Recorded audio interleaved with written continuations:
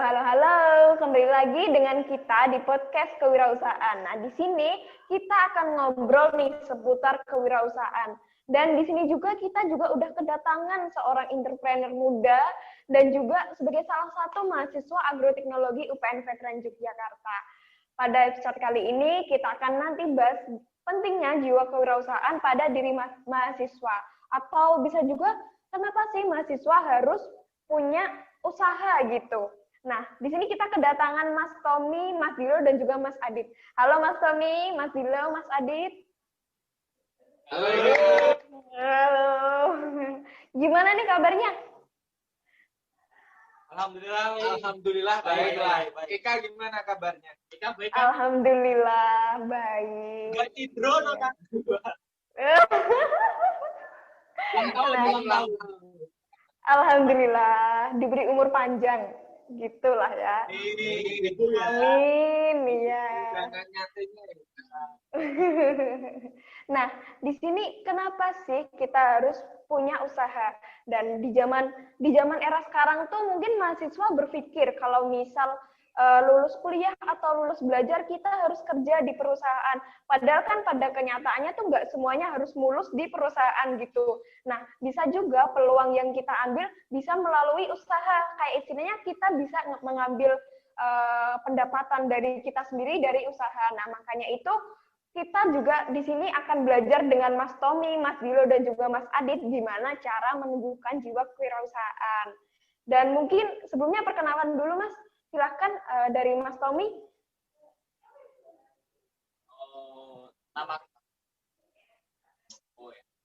Nama saya Tommy Setiawan dari Agroteknologi 17. Ya, pertanian 17. Nama saya apa ya? Nama saya Muhammad Tirta Dilupa dari Agroteknologi 17.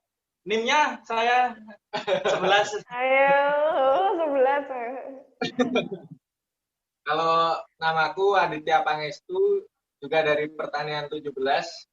Nah, gimana kesibukan akhir-akhir ini, Mas Tommy, Mas Dilo? Lagi ada kegiatan apa sih sebenarnya? Ini dari Tommy dulu. Aku. Ya, kesibukan ya seperti biasa nih, mahasiswa akhir. Corona juga. Ya, kebanyakan ya lah. Kegiatan sehari-hari, terus ini kan juga si corona juga kan belum optimal juga lah untuk usaha tenaga kita juga terbatas seperti itu. Ya seperti biasanya kegiatan. Mungkin kalau Mas Dilo mau nambahin untuk kegiatan sehari-hari ya ini lebih dominan kuliah ya untuk itu masih agak tersendat karena banyak kebijakan dari pemerintah juga ada macet-macetnya, tapi masih tetap jalan. Alhamdulillah kalau gitu. Jadi nggak lupa sebagai pengusaha juga nggak lupa nih sama kewajibannya sebagai seorang istilahnya mahasiswa gitu kan. Apalagi sekarang kayaknya Mas Dilo, Mas Tommy, dan Mas Adit juga sebagai mahasiswa tingkat akhir ya, yang lagi pusing-pusingnya sama skripsi gitu kan, Mas? Betul. Nah, ya. Oke. Nah, di sini Mas Tommy, Mas Dilo, dan juga Mas Adit ini sedang merintis atau sedang mengusahakan sebuah usaha yang dinamakan Plato Konveksi. Nah, bisa dijelaskan sedikit, Mas, tentang bagaimana Plato Konveksi dan mungkin latar belakang apa sih? Kenapa harus milih Plato Konveksi atau kenapa harus milih di bidang konveksi gitu? Gue sih kayak mungkin soal sejarahnya gue. Dulu latar belakangnya pertama itu melihat potensi apa sih sebagai mahasiswa ini yang bisa dapat dari atau dapat kita manfaatkan. Nah, pertama kan ada banyaknya organisasi dan teman-teman kita juga banyak yang membuat atribut. Nah, mulai dari itulah itu tercerminkan, oh ini bisa dibuat bisnis. Nah, itu bisnis konveksi. Nah, latar belakang dulu berdiri itu juga dulu dari teman-teman juga itu minta tolong untuk buatin kayak kaos, kemeja, terus jaket itu banyak. Itu sebenarnya udah dari SMA udah ada yang minta tolong, tapi dulu belum ada produksi sendiri. belum tahu manajemen, itu dilempar ke orang. Terus kuliah itu mau berdiri itu sebenarnya kepepet uang uang kuliah habis untuk ya gitulah, mahasiswa semester awal. Jadi terlintas di pikiran udahlah buat vendor konveksi. Nah, jadi awalnya mendirikan usaha ini tuh kalian bertiga langsung gabung atau mungkin ada strukturnya gimana gitu waktu ngediriin ini? Atau mungkin ada orang-orang di baliknya, ada yang support apa, atau pembagian job desk-nya tuh emang dari awal bertiga ini apa gimana? Dulu dari awal nggak terstruktur ya. Dulu itu lebih banyak dominan lempar ke konveksi orang. Tapi lama-kelamaan belajar, tahu manajemennya gimana, bahannya apa aja, terus cara produksinya gimana, sampai cara pemasaran. Jadi awalnya itu bisa dikatakan reseller lah.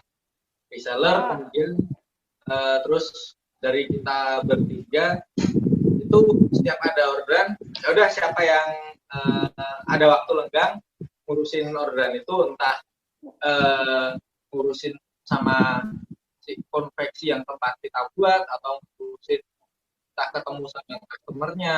Jadi siapa yang slow ngurusin di situ. Jadi pada awal mulanya dulu masih campur aduk lah job desk-nya. Jadi masih sangat fleksibel. Oke, berarti belumlah terstruktur seperti kayak organisasi nanti kamu bagian manajemen, nanti kamu bagian apa, itu masih belum gitu ya istilahnya. Iya, kalau di awal dulu memang belum ada struktur. Karena juga kan dulu kuliahnya juga lumayan padat. Jadinya untuk membagi itu juga agak keteteran.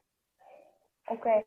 Nah, ini juga kan sekarang posisi kalian juga istilahnya mahasiswa tingkat akhir gitu kan. Mahasiswa tingkat akhir tuh bisa dikatakan lagi pusing-pusingnya mikirin kuliah, mikirin skripsi. Nah, sebelumnya apa sih yang bikin kalian tuh ya tertarik untuk memulai usaha?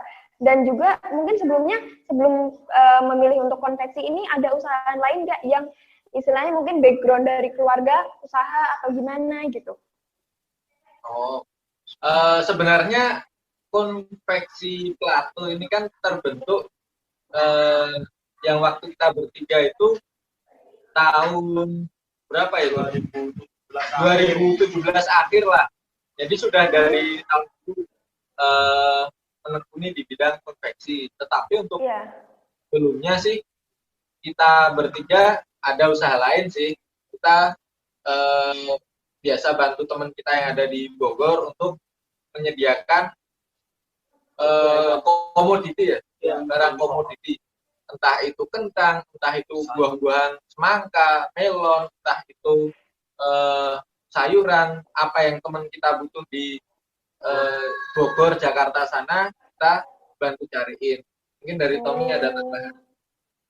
Jadi itu ya sebelum Plato konveksi ini kan ya kami yang seperti yang sudah sempat tadi dulu itu kan banyak ya, ada tawaran-tawaran dari seperti pabrik-pabrik itu biasanya kan butuh bahan baku mereka itu ya macam-macam lah. Dan itu rata-rata emang barang-barang komoditas, dalam artian komoditas ini ya dalam hasil pertanian. Itu ada yang dalam bentuk buah, ada yang dalam bentuk kentang, ada juga yang berbentuk rempah-rempah karena memang olahan ya seperti itu. Gitu. Berarti dari bahan mentah gitu. Iya, dan kebetulan juga kan kami bertiga itu background anak pertanian juga toh. Mantap. Anak pas pertanian itu ya awalnya kami juga masuk pertanian tuh cuma ya nggak tahu lah, tahu-tahu masuk pertanian itu nggak tahu lah. Jawanya tiba-tiba masuk aja gitu. Kebetulan terus ada peluang tuh ada salah satu temanku Bogor, terus kita bincang-bincang gini-gini, ternyata dia mantan manajer salah satu perusahaan juga, terus juga mantan salah satu direktur juga, dia di perusahaan, terus kerjasama sama kami seperti itu. Ya buat macam-macam lah. Setelah itu kami juga bisa apa ya?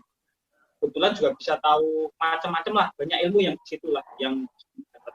Tapi pas ketika itu sempat ada ya biasa persaingan bisnis itu kan kadang ada yang ngambil, ada yang enggak. Jadi pas itu juga bertiga kami itu sebenarnya peluang tuh banyak. Tapi dari kami bertiga itu belum berani, beratnya dalam artian menanggung resiko dalam artian uang besar ya. Soalnya ya tawaran untuk utang bank itu banyak yang pertama. Terus yang kedua itu investor juga ada. Tapi kami bertanya coba tanya ke diri sendiri, wah si anak kuliah juga. Tapi kalau kita benar-benar ya terjun, ya mungkin nggak sampai semester 7 ya. Iya, benar juga. Karena emang kayak udah. Karena kan nanti kalau udah ibaratnya dikasih mandat tanggung jawab sama orang uang kan juga itu tanggung jawab. Makanya itu benar. Kembali, mungkin ya lanjut kuliah dulu, kita ambil peluang yang ibaratnya yang masih bisa kita kuliah buat isi kebutuhan waktu itu. Nah, akhirnya ternyata ya peluang itu tadi di konveksi itu. Oke. Nah, berarti Mas Tommy, Mas Gilo, dan juga Mas Adit ini pinter banget nih nyari peluang. Dan juga mungkin keresahan teman-teman kita yang di kuliahan atau teman-teman yang di luar tuh kan bingung. Gimana sih cara memulai usaha? Nah, menurut kalian bagaimana sih cara kita untuk memulai usaha dan juga kayak menggali peluang-peluang dalam usaha gitu? Gimana menurut kalian? Gimana sih cara untuk mencari peluang? Sebenarnya peluang itu ada kok di sekitar kita. Mungkin ya kalau di lingkungan teman-teman perkuliahan, secara simpel aja deh. Peluang itu muncul karena ada orang yang ngeluh, yang pertama. Karena itu. Misalkan, waduh aku lapar nih. Nah, terus itulah orang-orang itu bisa kita jadikan peluang. Oh ya, kalau temanku lapar, aku bisa jualan makanan. Secara simpelnya seperti itu. Terus bagaimana cara untuk memulai suatu usaha? Usaha kan secara simpelnya kita jualan ya kan? Cara simpelnya kita jualan. Bagaimana caranya memulai? Yang jelas yang pertama langsung posting aja ya kan? Nekat. Kalau nggak nekat nggak bakalan bisa jadi. Iya, jadi gitu ya. Bisa memulai. Yang penting pertama itu nekat lah, Bu. Langsung jalani aja. Jualan apa silahkan jualan. Belum tahu nanti gimana ya sistemnya seperti apa itu pikir belakangan lah. Yang penting jualan dulu. Itu sih kalau gitu. Mungkin ada tambahin ya. Mungkin kalau selain nekat ya, yang penting nggak usah malu kalau berjualan. Mau jualan apapun itu nggak usah malu sama teman-teman. Iya, benar. Dari harga yang kecil, dari harga yang besar, semua itu peluang. Tergantung kita bisa mengolah dan memanfaatkan juga gitu. Kita tambahin. Benar juga. Iya. Yang penting nekat. Pokoknya di sini orangnya nekat semua sebenarnya. Misalnya nih ketemu apa ya, kalau misalkan masih mainan sosial media Facebook, gabung di grup-grup mana saja, itu pasti ada orang yang istilahnya ngeluh lah. Aduh, ini ada yang bisa bantu nggak ya? Bantu cariin ini, bantu buatin ini. Ya udahlah nekat. Mas, kita bisa Mas. Oh ya Mas, bisa bantuin nanti gimana Mas? Terus yang penting kan kita udah jawab bisa dulu. Terus setelah itu kita cariin jawabannya lagi. Cari channel misalkan apa ya? Mas, bisa ada yang bisa nyediain kursi kayu, meja kayu nggak untuk kantor saya? Oh bisa Mas itu. Terus setelah itu, waduh, bikin gimana ya gitu kan? Pikir belakangan bisa dulu. Yang penting nekat itu. Kalau orang udah kenal kita kan, nanti terus semisal kita diberikan tanggung jawab sama dia, terus kita jalanin, entah gimana caranya, nanti kan hal-hal seperti itu yang akan membangun kepercayaan dari seseorang pada kita. Nanti hal-hal seperti itu nular kok ke orang yang lain. Oke, Mantap, mantap. Nah, di sini kan Mas Tommy, Mas Dilo dan juga Mas Adit dalam mengelola Plato Konveksi kan istilahnya bertiga nih sekarang. Dan kalau misal di awal tadi dibilang mungkin dari sistem organisasinya masih belum jelas, tinggal istilahnya kayak waton jalan lah gitu. Nah, sekarang pengelolaan bisnisnya gimana nih? Ini aku cerita untuk strukturnya itu sebenarnya udah dibentuk itu pada akhir-akhir tahun kemarin ya. Betul? Tahun kemarin itu 2019 kalau nggak salah. Itu dulu kebanyakan yang untuk produksi, itu yang produksi biasanya diurusin sama Adit sama Dilo. Dan untuk customer sendiri biasanya yang ngadepin aku kan. Itu pertama. Terus untuk carinya juga biasanya customer itu yang nyari itu kalau nggak dari Dilo ya dari aku. Tapi kadang-kadang juga nyangkut ke Adit juga. Tapi untuk kecenderungan tugasnya itu lebih banyak dulu untuk itu ke Adit sama ke Dilo. Tapi untuk nanggepin keluhan-keluhan ke customer atau apa, protes atau apa, atau nemuin atau apa, kadang-kadang itu kebanyakan aku. Gitu. Oke. Jadi banyak aku untuk front lah, untuk front ban lah, banyak seperti itu. Dan untuk administrasi, kebanyakan itu Dilo untuk administrasi. Biasanya kan kalau untuk pemesanan itu kan butuh selain pencatatan, kedua kan butuh yang namanya itu desain misalnya. Itu kan kebijakan desain sama beberapa ukuran-ukuran fitnya. Nah nanti kalau udah benar fix itu nanti kiriman ke aku dulu, ke aku nanti aku terusin ke customer udah ACC baru aku kirim ke Adit. Setelah kalau benar-benar fix terus dikerjakan sama Adit seperti itu. Oke. Nah, di sini ada yang bilang kalau misal kita mau usaha ini perlu deh relasi, perlulah orang dalam istilahnya. Nah, seberapa pengaruh pentingkah sih relasi terhadap sebuah usaha gitu menurut mas-masnya ini? Pentingnya relasi itu sebenarnya ya sangat penting karena apa? Dari relasi tersebut nanti kita bisa membangun sebuah sistem. Nah, misalkan relasi kita ke customer itu juga nanti bisa jadi market.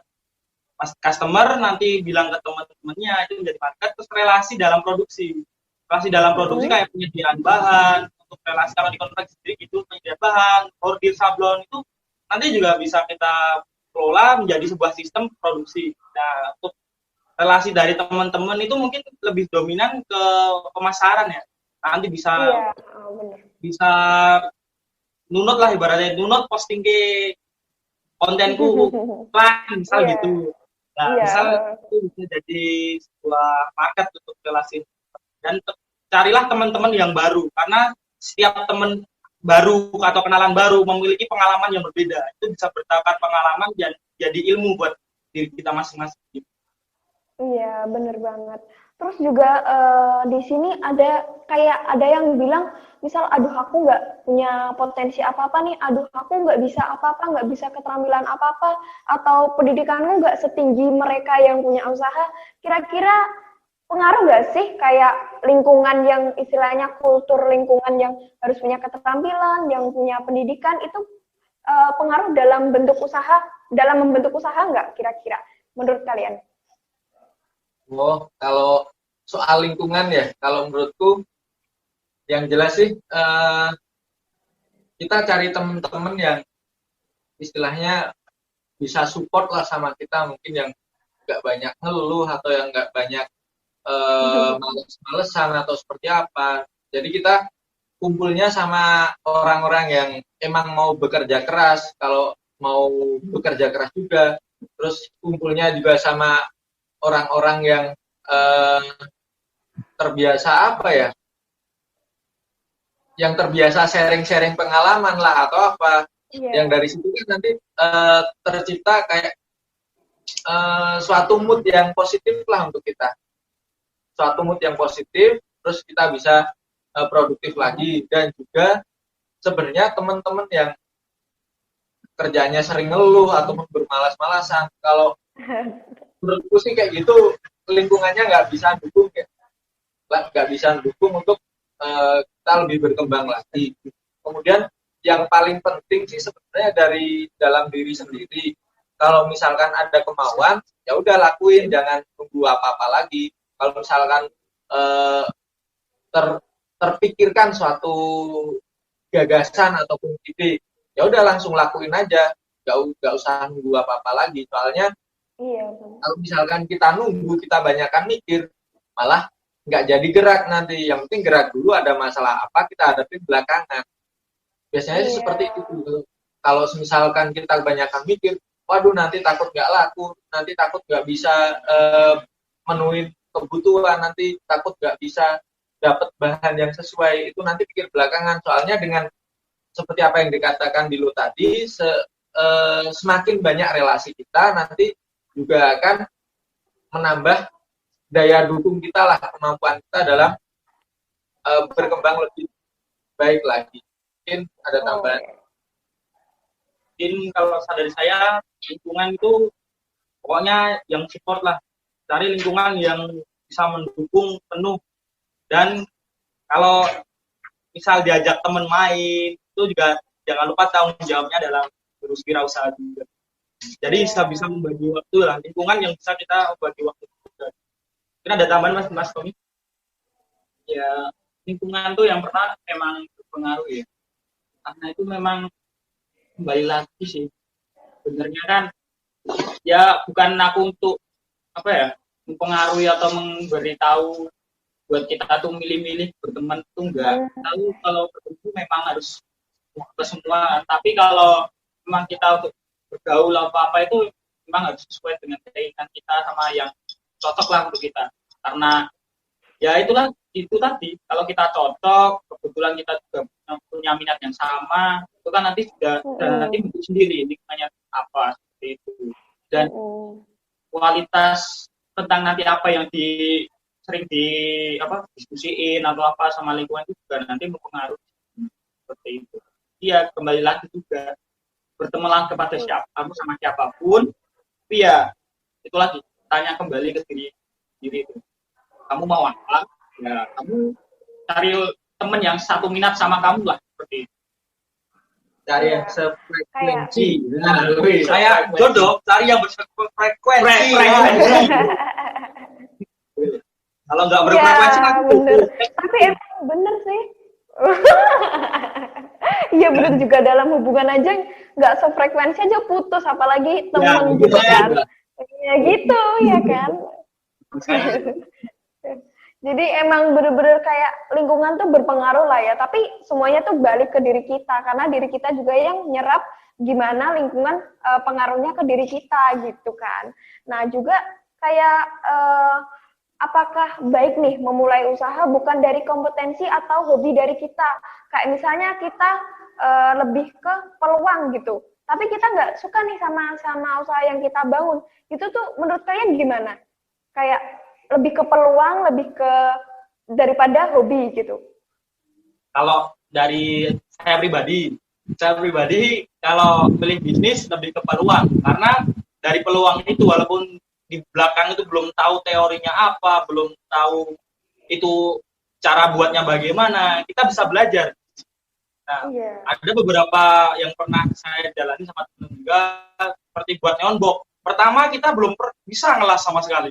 Ngelas pun belajar kita berapa jam? Satu malam kita belajar. Terus cari tempat cutting stiker di mana, cari tempat buat beli neon di mana, itu sambil belajar sambil jalan. Yang penting bilang dulu sama orang, Mas bisa buatin neon box nggak? Saya jawab langsung bisa Mas, bisa. Aduh, ya lebih ke palu gada. Palu kita ya gitu. Pokoknya peluang itu kalau sebenarnya banyak dari teman kita peluang, dia butuh apa itu banyak. Nah, tergantung kita itu ada kemauan nggak dalam diri kita. Oh, aku mau belajar ini lah, aku butuh ini. Nah, itu yang harus dibangun dalam diri sendiri. Kalau misal baru meraba-meraba peluang, ya sambil belajar gitu. Di kampus kan banyak teman-teman apa, misal butuh spare part apa, butuh bantuan di mana, itu bisa dijadiin peluang semua, tergantung gimana cara kita memandang peran itu, keperluan itu gitu. Terus sampai juga ya. Tuh, peluang itu mungkin ini salah satu contoh sama cerita ya. Dulu pernah ya kita sempat main ke percetakan juga ya. Itu dulu tuh kita tuh nggak tahu percetakan tuh modelnya kayak apa, terus bertanya-tanya loh, percetakan itu kok cuma uangnya kecil-kecil, di bawah 5.000, 3.000, fotokopi ya juga cuma 300 rupiah atau apa, tapi kok mereka bisa jalan. Terus kan bertanya-tanya toh, karena peluang utama peluang dari mahasiswa, organisasi, kantor apapun kan selalu butuh percetakan. Dari peluang itu kebetulan juga ada tawaran. Sebenarnya kami juga nggak tahu apa-apa, tawaran tuh cara buatnya gimana. Yang penting ya cuma doang. Terus akhirnya cari-cari, kebetulan ternyata gini toh, percetakan itu sistemnya gini. Ternyata walaupun uangnya kecil, ternyata dia tuh ngambil untungnya tuh yang ternyata masuk akal juga kalau dengan segini besar. Padahal kalau kita hitung-hitung atau kita pikir, dia cuma nerima uang 5.000, 3.000, 300 perak atau apa, tapi ternyata di situ ada besaran yang banyak. Setidak pengetahuan kita ya, tapi setelah ya itu lagi masuk itu kita tahu, walaupun awal-awal kita lihat peluang, tapi terus kita rabang-rabang loh, kok nggak ada peluang. Nah itu mending kamu kan cuma rabang-rabang doang. Itu makanya kamu harus berdua jam mendalami, nanti bisa ketemu seperti itu. Tahu-tahu ternyata seperti itu. Yang penting kalau ada peluang dimanfaatin, terus harus ada kemauan untuk belajar di situ. Ya. Nah, juga ini Mas, yang biasanya jadi masalah teman-teman nih, kan masalah modal tuh, kayak misal kita, aku nggak punya modal, gimana cara mulai usaha, aku gimana ya, kan semuanya tuh harus ada duit lah istilahnya. Nah, permasalahan modal, seberapa pentingkah dalam usaha, dan juga dulu mas-masnya dalam memulai usaha ini, permasalahan modalnya tuh gimana gitu. Coba bisa sharing ke kita. Untuk soal permasalahan modal, yang penting modalnya sih kita yang penting mau lah, kemauan. Terus kalau sekarang ya punyanya 2 kaki ya gunain 2 kaki, punyanya 1 mulut ya gunain 1 mulut, punyanya 1 badan ya gunain 1 badan. Dulu itu maksud dari perkataanku itu, dulu kita waktu awal-awal kan itu masih jadi reseller ya. Reseller itu yang jelas gimana caranya kita ngelobi si yang punya konveksi, Mas ini aku ada ini Mas, ada pesanan, bisa minta tolong buatin atau enggak. Jadi dari situ nanti kan oh iya Mas, bisa Mas, oke Mas, harga berapa, sekian Mas, oke Mas, ini aku jual sama teman-teman sekian ya Mas. Nah dari situ kan nanti kita bisa dapat selisih harga di situ. Terus dari situ kita bisa ngumpulin uang dikit-dikit, terus akhirnya dari setelah sekian lama kita menjadi reseller, terkumpul modal, terus akhirnya kita beranikan diri untuk mendirikan konveksi sendiri. Yang dulu itu awalnya kita membeli alat-alat sablon ya, membeli alat-alat sablon, seperangkat alat sablon lah dulu waktu awal-awal itu. Terus setelah dapat alat-alat sablon, setelah itu kita, padahal waktu itu belum tahu caranya nyablon ya. Sambil belajar. Belum tahu caranya nyablon waktu itu. Campur cat aja nggak tahu. Setelah kita udah kebeli, waduh terlanjur kebeli, ya udah terpaksa belajar gitu kan. Terus akhirnya kita belajar cara nyablon seperti apa. Terus setelah itu cara menentukan warna yang sesuai itu seperti apa, cara pencampuran cat itu seperti apa, cara nyablon yang benar biar nanti hasilnya bagus seperti apa, cara agar sablonannya awet seperti apa. Kita ya belajar di situ, belajarnya sama siapa, kadang dari YouTube, kadang ketemu tukang sablon yang sudah senior, kadang ketemu teman-teman dari konveksi yang kita juga bisa sharing-sharing ilmunya di situ. Jadi dari situ terus kita belajar. Jadi yang modal itu kalau menurutku yang jangan dipikir lah, yang kalian punya itu apa, gunain. Misalkan kalian punyanya HP, punyanya kuota, ya udah kalau mau berusaha coba aja dulu cari satu online shop favorit kalian, favorit teman apa yang kira-kira kualitasnya bagus, harganya bersaing. Terus kemudian kita DM tuh di situ, DM kasih di lobby lah.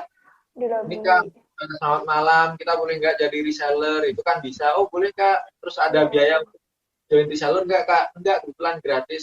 Di situ ada peluang lagi kan. Kan sebenarnya gampang, tinggal kemauan kita sih. Iya. Ada peluang, kita nanti mungkin dimasukin di grup, dapat gambar-gambar, dapat deskripsi, dapat harga. Setelah itu kan kita bisa jual kembali dah. Dan setelah itu kan udah menjadi suatu usaha. Jadi kalau menurutku sih modal itu tinggal kemauannya aja sih. Gimana teman-teman? Iya, pokoknya modal nekat lah istilahnya, ya nggak? Dari awal tadi kita itu orangnya nekat di sini. Nggak ada modal, yang penting bacot dulu di sini. Iya, Bacot nomor pokoknya satu. nekat. Iya, bener-bener. Pokoknya yang penting nekat, bacot. Nah, itu nanti seterusnya juga ngikutin jalannya lah, istilahnya kayak gitu nggak sih? Ngalir Tapi aja setelah gitu. bacot itu tanggung jawab, harus belajar. Iya, Tahu gimana jangan ini. asal. Ya gitu. Kena komplain itu wajib Ya, kena komplain. Kena marah customer itu wajib. Minta refund itu juga wajib. minta refund itu wajib. Minta refund Wajib. Nah, ngomong-ngomong masalah refund terus juga komplain-komplain gitu dari kalian nih, ada nggak sih kayak rasa pengen aduh nyerah aja deh, kok gini banget sih, kok ribet banget sih gitu, ada nggak sih? Terus bangun cara biar tetap berjalan gitu loh, itu gimana? mungkin ada. Kalau untuk masalah komplain atau refund gitu ya, itu kadang-kadang customer itu juga unik ya. Ya kan rata-rata juga customer itu kan ada yang ya seumuran kita, di bawah kita, yang di atas kita. Nah itu juga kita harus sesuai juga sebenarnya. Kalau enaknya tuh ya kalau kita seumuran, sebenarnya kita kan mungkin bahasanya atau apa kita juga bisa menyesuaikan. Terus komplain itu hal yang wajar ya sebenarnya. Soalnya kan customer itu kan komplain itu kan karena rata-rata ya karena tidak ada jelasan di awal.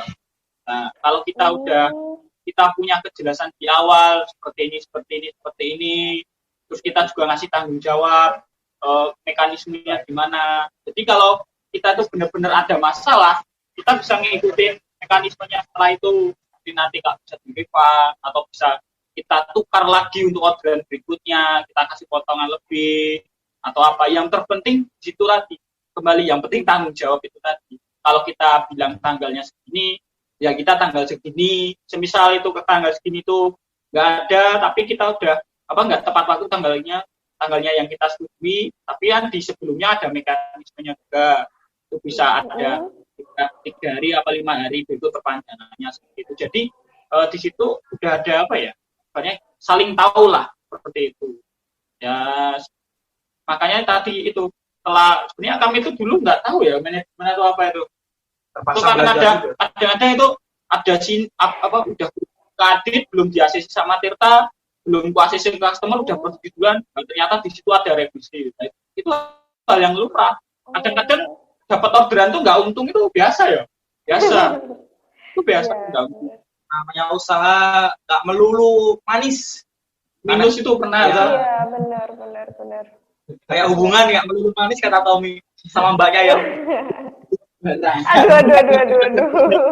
aduh sama mbaknya ini. Terus juga ya itu tadi usaha kan nggak melulu manis tuh. Nah dari kalian ada berpikiran buat menyerah nggak waktu ngejalanin ini gitu? Ada sempat kepikiran kayak gitu nggak sih? Sebenarnya Babi mungkin jawaban pribadi masing-masing beda ya. Masing-masing. Oh iya, mungkin kalau dari aku ya pernah kepikiran untuk nyerah nggak sih? Kalau dari aku sendiri sih enggak sih kalau nyerah. Jadi gimana ya? Kembali ke niat awal tadi sih. Kita ngapain sih mau usaha gitu? Kita ngapain sih repot-repot kayak gini? Dan kita berani masuk ke hal yang repot-repot itu kan udah pasti tahu nanti resikonya seperti apa. Kita udah pasti tahu nanti kira-kira itu kendalanya apa, mulai dari dikomplain atau apa-apa. Nah, sembari kita belajar di situ kan kita juga ketemu teman-teman yang baru, kita bisa sharing-sharing, kita bisa tukar pengalaman. Kalau misalkan dikomplain seperti apa, kalau misalkan orderannya itu salah seperti apa, orderannya itu telat seperti apa. Terus juga kalau misalkan kita ada masalah kan kita bisa sharing ke teman-teman juga. Jadi untuk menyerah sih, kalau dari aku sampai saat ini belum.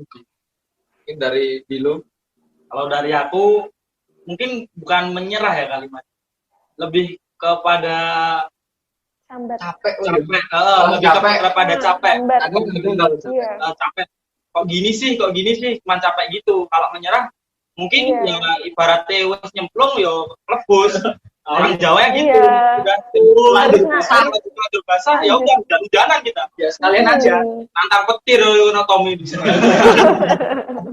Ya tahu gitu, biasanya gitu. Pokoknya kalau ya udah tau lah gambaran ke depan itu pahit-pahitnya itu udah dipikirin juga. Nggak melulu untuk cara itu apa, itu nggak harus ada pemikiran ya resiko, karena pemikiran yang ke depan yang ada pahit-pahitnya itu kita harus udah siap, cara kontrolnya gimana, cara nanggulanginya gimana, itu harus udah ada di dalam patokan, dalam pemikiran maupun dalam kebiasaan sehari-hari gitu. Kalau dari saya pribadi gitu. Iya. Mas ini Mas jomblo ya. Anu ya. Kalau dari aku mungkin hampir sama seperti teman-teman saya tadi yang jawabnya. Kalau menyerah sih enggak ya. Kalau capek ya kadang-kadang emang manusiawi ya. Manusiawi. Dan kalau udah terlanjur basah ya udah ya, tenang ya, seperti itulah. Jadi tapi kenapa kok jadi dari dalam diri kalau pribadi kenapa nggak berhenti? Itu cenderung apa ya? Ya menikmatilah kondisi. Misal kalau jadi pengusaha itu ya yang mungkin bukan apa ya, mungkin ngerasain enaknya itu ya, ngerasain enaknya, nikmatnya tuh kalau usaha itu tuh hasil uang yang kamu dapat tuh ya sesuai apa yang kamu usahakan. Itu beda lagi kalau kita misal ikut orang kita cuma ngerjain job desk kita pulang kita dapat apa yang kita hak kita udah selesai ya, seperti itulah. Iya benar. Tapi kalau usaha kan ya itu kita usahanya keras ya, hasilnya memang keras ya, keras di dompet.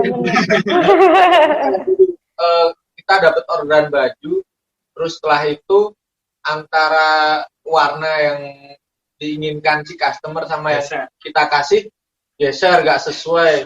Waduh, di situ untungnya cuma sedikit, kita ganti ruginya bisa berkali-kali lipat di sini. Nah, kayak gitu kan semuanya itu kan proses ya. Jadi itu kadang-kadang jadi sesuatu ya. Ada apa ya? Ada pembelajaran.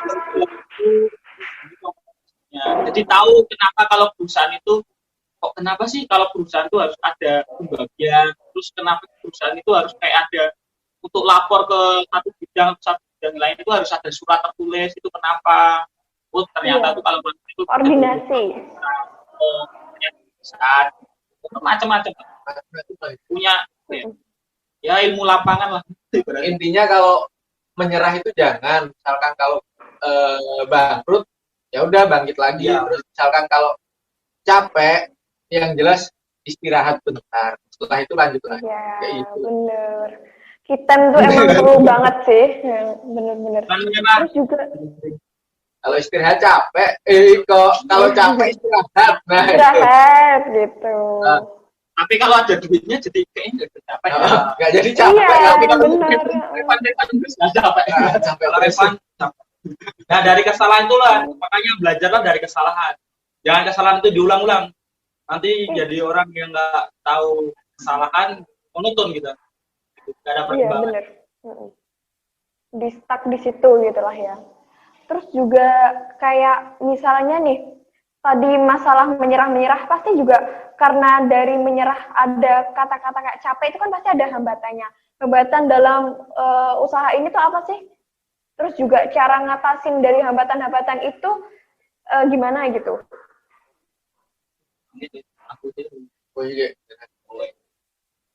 Untuk mungkin aku ngomongnya ini ya, untuk kenapa itu capek, pasti ada masalah ya. Tiap bisnis itu pasti ada masalah ya. Mungkin aku ngomongnya tuh cenderung ke bisnisnya dalam artian hal ini konveksi ya. Konveksi itu tuh jujur konveksi itu emang usaha yang padat karya. Yang padat karya itu melibatkan banyak orang. Soalnya kan rata-rata walaupun itu ada mesin, tapi itu masih butuh tenaga manusia tuh banyak. Sentuhan tangan. Terus konveksi itu juga apa ya? Itu kan produsen ya. Jadi itu cenderungnya tuh usahanya tuh B2B. Jadi ibaratnya bisnis to bisnis. Jadi kita ibaratnya harus banyak channel-channel untuk yang ibaratnya partai-partai besar lah. Untuk kan nggak mungkin juga kalau orang produsen atau apa itu sekali kita misal berhenti 1 hari atau 3 hari nggak ada kerjaan, kita rugi di situ. Soalnya kan padat karya, kita banyak libatin orang, kita rugi di situ. Itu yang pertama. Terus konveksi itu juga karena itu banyak apa ya, itu termasuk barang komoditas ya. Kita kan beda, bukan kita itu ngeluarin produk terus kita brand, itu kan beda. Kita kan cenderung ke produsen kan. Jadinya wajar lah kalau produsen itu untuk margin itu memang nggak terlalu besar seperti kita kalau ngeluarin jual brand atau apa, itu memang nggak terlalu besar.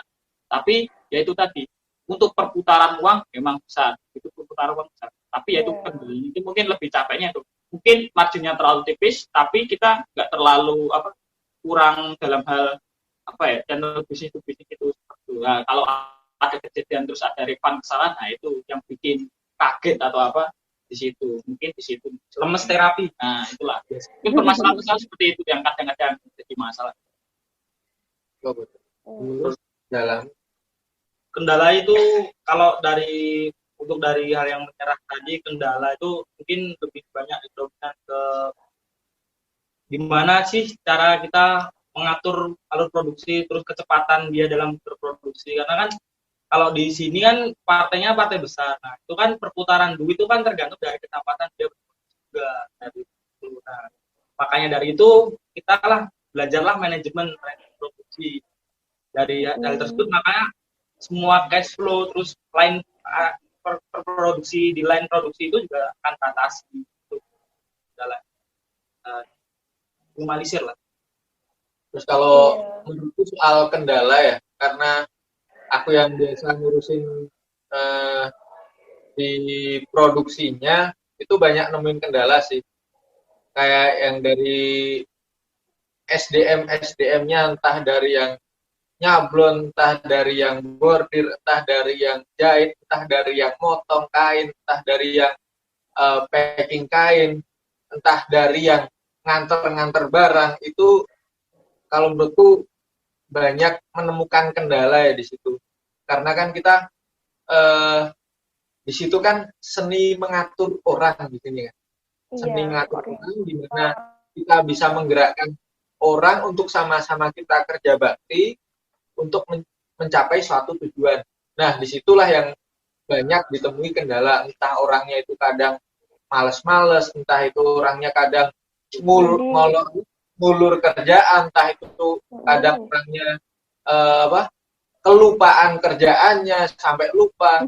Nah, disitulah kita belajar seni mengelola SDM lah. Gimana caranya bisa biar manajemen produksi tetap rapi, tetap jalan, dan orang-orangnya pun biar tetap bisa terus jalan harus dikasih motivasi di situ. Iya, benar.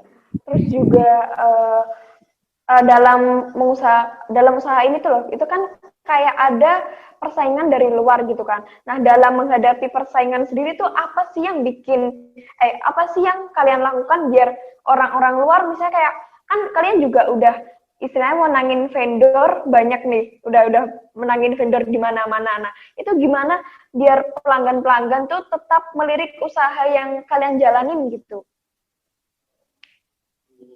Jadi ya, kalau sebenarnya tuh kalau orang usaha itu sebenarnya nggak hindarilah persaingan ya sebenarnya. Soalnya tuh nggak, kalau usaha itu jangan cari musuh. Malah justru kita tuh walaupun kita sesama konveksi, kita tetap bersahabat. Walaupun nanti kita ibaratnya kita gontok-gontokan kita dapat konsumen, nah itu lebih lagi, itu beda lagi. Soalnya kan balik lagi tuh, kalau konveksi ini kan, ini aku ngomongin konveksinya untuk marketnya yang B2B ya, ibaratnya ke suatu jadi vendor atau apa. Itu kan biasanya orang itu kan ngambil untuk pertama ya, kalau nggak dia cepat, kedua itu dia murah, ya kalau nggak ya ketiga karena kedekatan. Nah, itu lagi yang biasanya yang jadi masalah yang paling sulit itu ya itu karena kedekatan itu tadi. Untuk kedua ini ya mungkin semua bahan baku kita semua tahu lah, ambilnya cuma di mana, semua sama lah, semua konveksi juga tahu, soalnya juga yang punya ya itu aja, ibaratnya yang punya pabrik begitu. Tapi ya itu lagi, mungkin di masyarakat itu kalau untuk masalah dalam persaingan mungkin lebih ke kedekatan ya, seperti itu. Dan yang paling utama itu juga kepercayaan. Karena apa? Banyak ibaratnya walaupun dia tuh udah dekat, kebanyakan tuh konveksi kalau dia tuh nggak jujur, dia sering main di bahan atau apa seperti itu. Dia bilangnya kasih A, tapi tiba-tiba dibuatin yang kualitas B. Dan konsumen rata-rata pada nggak tahu di situ. Padahal kalau kita lihat selisih dalam harga bahan baku itu banyak sekali. Yang disayangkan memang begitu, kebanyakan vendor yang tanda kutip dia cuma mau ngambil konsumen. Tapi ya itu tadi, memang kalau dimanapun bisnis itu B2B, banyak bisnis ke bisnis, maksudnya ke usaha yang lain, maksudnya kerjasama itu di mana-mana ya itu kedekatan. Ya mungkin kalau teman-teman besok di dunia kerja ya, misal kalau di dunia konstruksi, dunia pabrik, apa yang industri, kebun mungkin, enggak ya, pertanyaan kebun ya, industri lah. Ya industri lah. Kalau kalian rata-rata kalau agrotek atau apa kan kalau agrotek kan lapangan ya, orang lapangan apa manajer apa, dia nggak ke frontnya. Tapi kalau mungkin anak agribis, mungkin dia ke front, mungkin dia bakalan temuin kayak gitu. Karena ya nanti kalian juga nanti belajar gimana ngentertain orang, itu terus ngajak jalan orang itu gimana. Karena emang kedekatan itu tadi. Karena memang relasi. Relasi itu tadi lah. Ya, nah, target kedepannya Plato Konveksi ini mau gimana buat kedepannya? Istilahnya kayak rencana ke depan lah istilahnya. Untuk rencana ke depan sih kemarin kita udah bincang-bincang soal ke depan kita mau ngapain sih. Terus dengan melihat persaingan khususnya di pasar lokal Yogyakarta ya. Ini kan pemain konveksi udah banyak yang bisa ngerjain pesanan baju-baju itu kan udah banyak. Kita sebenarnya juga bisa ngambil peluang di situ, tetapi kita mau ngambil peluang yang lain nih dari dunia perkainan ya, dunia perkainan itu kan kita lihat di setiap sekolah ataupun lembaga pendidikan dia pada awal mula pembelajaran, awal mula semester, khususnya misalkan SMP, SMA, SD itu kan dia biasanya butuh kain, butuh bahan untuk murid-muridnya nanti. Nah, kita rencananya mau masuk ke situ tuh, mau jadi jasa dalam hal penyediaan bahan baku untuk murid-murid yang masuk di lembaga pendidikan tersebut, dan juga kita menyediakan jasa jahitnya. Jadi para wali murid untuk para orang tua siswanya itu tidak usah pusing-pusing lagi. Waduh, ini mau cari jahitan di mana ya, nanti kita kedepannya mau menyediakan jasa tersebut. Mungkin ada tambahan. Ya, tadi kan sudah dibilang kan, ya sekolah. Sebenarnya tuh kalau untuk konveksi itu sebenarnya luas banget ya, pasarnya. Luas. Kamu aja, Eka ini sekarang pakai hijab sama baju kan? Nah, itu kan salah satu. Iyalah, dari dulu. Setiap orang kan setiap orang kan pakai, butuh pakaian. Dan produknya itu kan macam-macam, bisa topi, bisa atau apa begitu. Tapi ya kita harus juga melihat peluang itu sih. Ini banyak. Kalau target ya itu kan mungkin kami juga mau terjun ke apa ya, cenderung ke retail.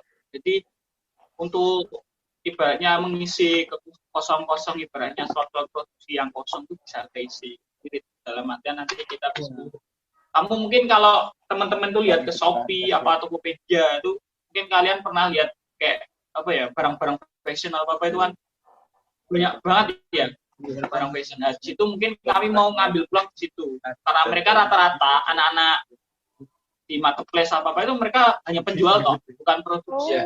Produsen dia. Nah, makanya mungkin teman-teman itu kecenderungan ingin kami tawarkan bisa jadi produsen sendiri untuk produksi di kami seperti itu. Ya peluang tuh kan banyak sekali ya. Iya. Sebenarnya kita udah panjang banget nih pembahasan kita. Nah, yang terakhir nih, bisa nggak minta close statement-nya dong, atau tips atau pesan lah yang biar untuk para pendengar podcast setia kita, dari mas-mas entrepreneur muda, mungkin dari satu-satu, dari Mas Tommy dulu mungkin. Mungkin semua pekerjaan itu baik ya, entah kamu itu jadi karyawan atau pengusaha, yang penting tuh kamu tuh berbuat baik kepada sesama, seperti itu aja sih. Jadi nggak ada yang lebih tinggi atau lebih rendah seperti itu. Iya. Sendiri. Kalau Mas Dilo? Kalau dari saya sendiri, untuk memulai mungkin usaha, yang penting pertama yaitu harus belajar. Yang kedua itu membangun niat dan langsung action lah kalau dari saya. Dan yang ketiga itu belajar, keempat belajar, dan kelima belajar. Mas Adit sendiri, close statement-nya untuk teman-teman pendengar. Oke, mungkin untuk teman-teman semua yang mendengarkan bincang-bincang kita malam hari ini, kalau misalkan mau menjalankan sesuatu itu lebih baik langsung dilaksanakan lah, jangan ditunda. Misalkan kepikiran, waduh aku pengen punya duit sendiri nih, pengen jualan, ya udah langsung mau jualan apa, langsung saat itu juga eksekusi. Yang penting kan jalanin dulu aja, seperti semboyannya siapa? Tokopedia ya, Tokopedia. Jalanin aja dulu kan, mulai aja dulu. Kalau urusan masalah kan itu pasti datang, tinggal tunggu waktunya aja. Kalau misalkan pas jatuh, udah silahkan bangkit lagi. Terus kalau misalkan capek, istirahat aja bentar, ntar juga kerjain lagi. Yang penting tekuni apa yang kamu giati dan jangan menyerah. Terima kasih buat Mas Dilo, Mas Tommy, dan juga Mas Adit ketersediaan waktunya, dan juga semua kru-kru yang terlibat di belakang ini yang sangat-sangatlah ramai lah buat ini. Semoga pendengar bisa menyerap ilmu yang benar-benar banyak sekali. Dari aku pribadi juga belajar banyak banget dari mas-mas semuanya ini. Dan mungkin cukup sekian. Mungkin kita bisa ketemu di podcast berikutnya. Bye-bye.